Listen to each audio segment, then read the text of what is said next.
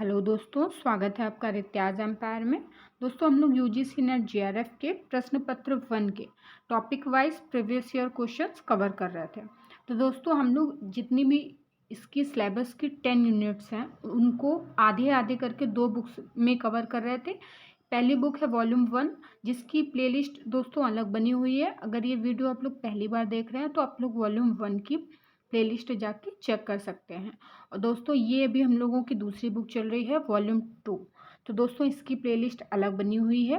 और दोस्तों, काफ़ी टाइम से वीडियो नहीं आ पा रही थी, उसके लिए मैं माफ़ी चाहूँगी। अब वीडियो एग्ज़ाम तक रेगुलर आएगी, जिसमें आप लोगों को बहुत सारे प्रैक्टिस के लिए क्वेश्चंस मिलेंगे और साथ ही आपको उसकी व्याख्या में दोस्तों बहुत सारे ऐसे की पॉइंट्स मिल जाएंगे जिनसे सीधे सीधे क्वेश्चन पूछ लिए जाते हैं।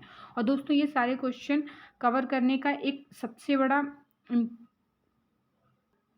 प्रॉफिट ये है कि हमारे ज़्यादा से ज़्यादा क्वेश्चंस की प्रैक्टिस हो रही है, हमारे ज़्यादा से ज़्यादा की पॉइंट्स कवर होते जा रहे हैं और साथ ही साथ दोस्तों हम लोग क्वेश्चंस को अच्छे से एनालाइज कर पा रहे हैं कि कौन से टॉपिक से कौन से चैप्टर के किस टाइप के क्वेश्चंस ज़्यादा पूछे जा रहे हैं, किस टाइप के कम पूछे जा रहे हैं, या कैसे क्वेश्चन पे हमें ज़्यादा ध्यान देना है।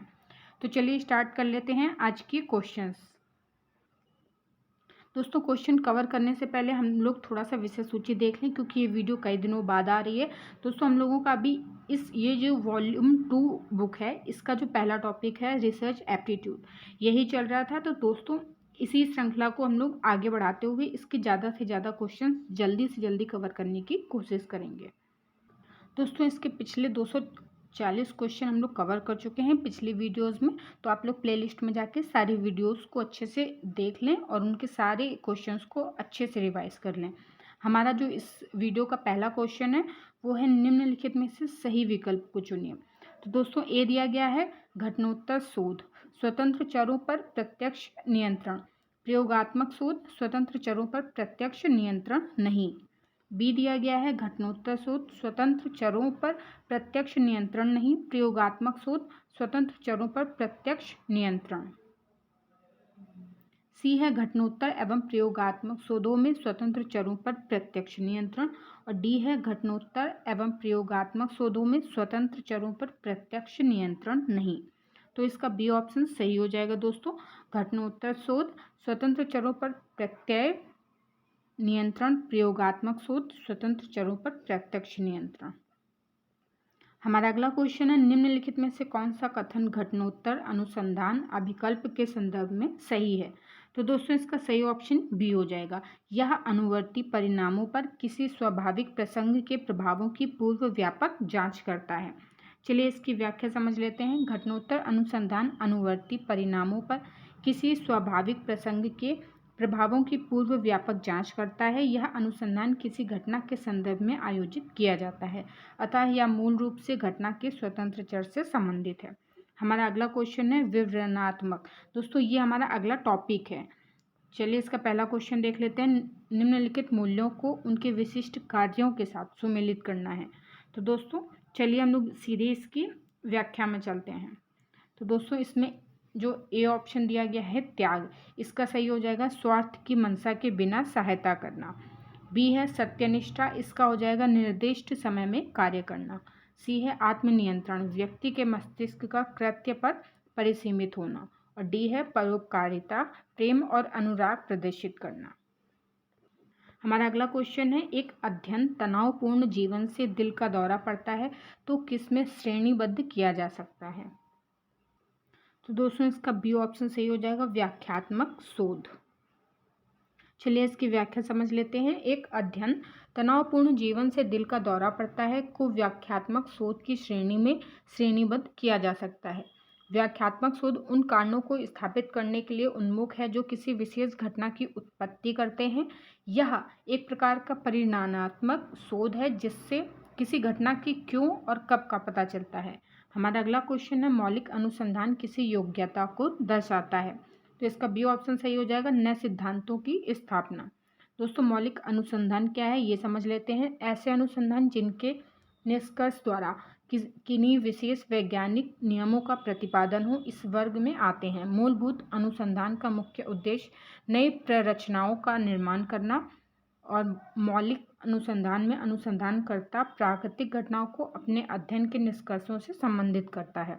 इस प्रकार के अनुसंधान का मुख्य कारण तथ्यों का एकत्रीकरण है।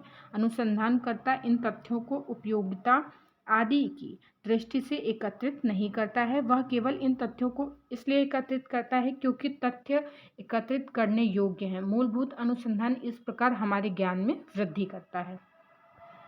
हमारा अगला टॉपिक है शोध के चरण। तो दोस्तों इसका पहला क्वेश्चन है, निम्नलिखित में से कौन आंकड़ों के द्वितीयक स्रोत है? तो इसका बी ऑप्शन सही हो जाएगा दोस्तों, राष्ट्रीय प्रतिदर्श सर्वेक्षण संगठन के आंकड़े।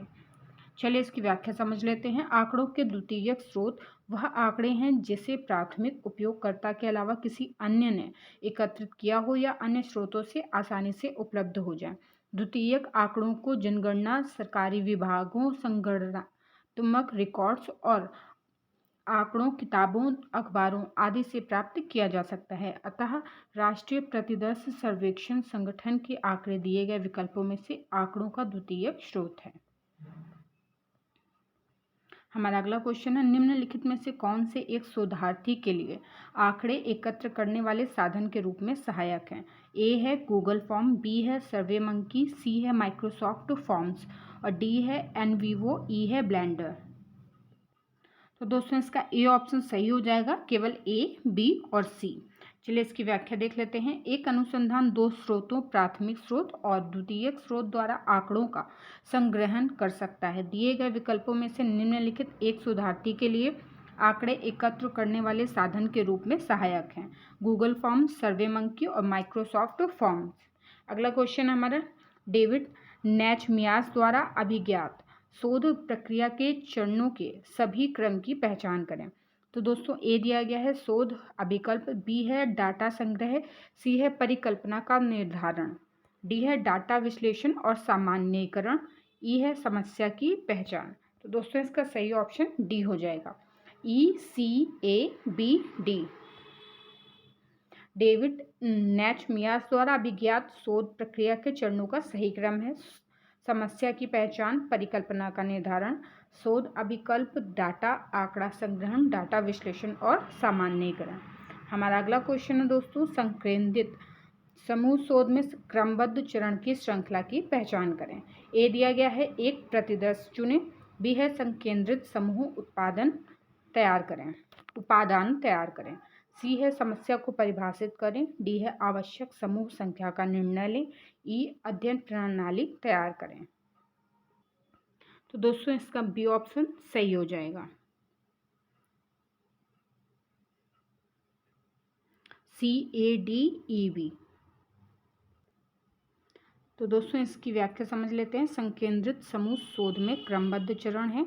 सबसे पहले सी, समस्या को परिभाषित करें, फिर एक प्रतिदर्श चुनें, आवश्यक समूह संख्या का निर्णय लें, फिर अध्ययन प्रणाली तैयार करें और संकेंद्रित समूह विषय वस्तु तैयार करें।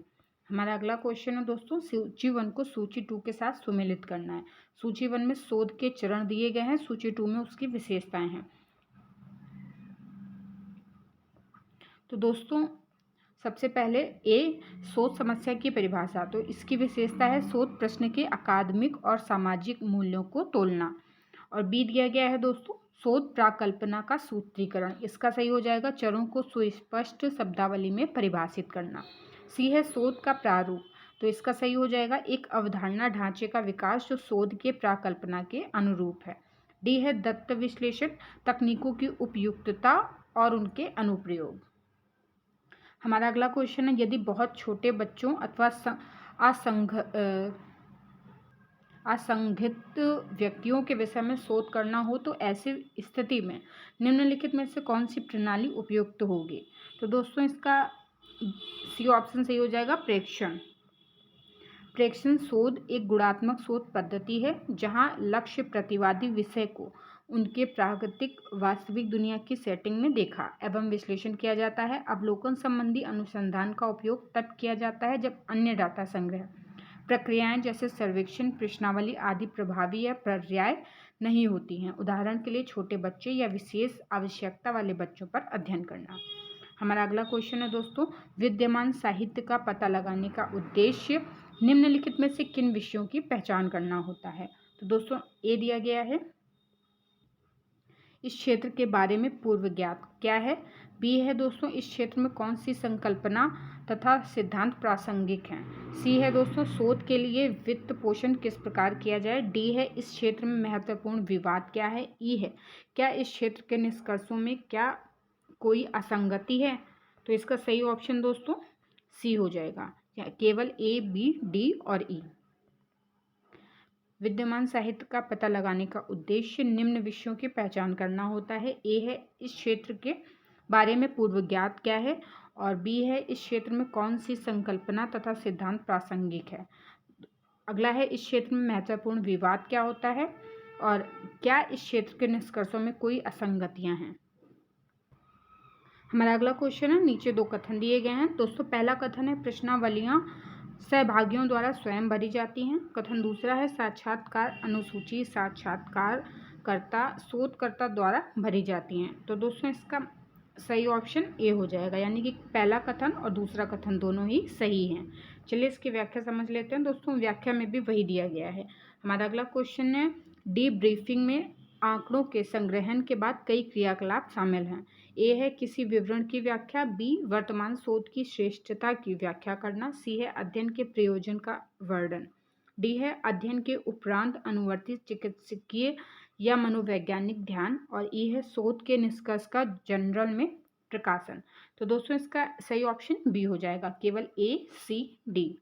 डीब्रीफिंग में आंकड़ों के संग्रहण के बाद कई क्रियाकलाप शामिल हैं जो निम्नवत हैं। किसी विवरण की व्याख्या, अध्ययन के प्रयोजन का वर्णन, अध्ययन के उपरांत अनुवर्ती चिकित्सीय या मनोवैज्ञानिक ध्यान।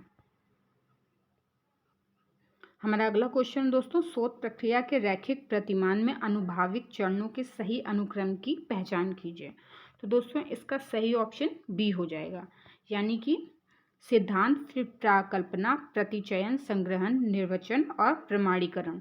चलिए इसकी व्याख्या समझ लेते हैं। शोध प्रक्रिया के रैखिक प्रतिमान में अनुभाविक चरणों का सही क्रम अधोलिखित है। सिद्धांत, प्राकल्पना, प्रतिचयन, संग्रहण, निर्वचन, प्रमाणीकरण। तो दोस्तों आज के वीडियो में इतने ही क्वेश्चंस रखते हैं और आगे आपको डेली वीडियोस मिलेंगे, तो आप लोग इस चैनल से जुड़ते रहिए और आप लोग सारे क्वेश्चंस को अच्छे से रिवाइज करते रहिए।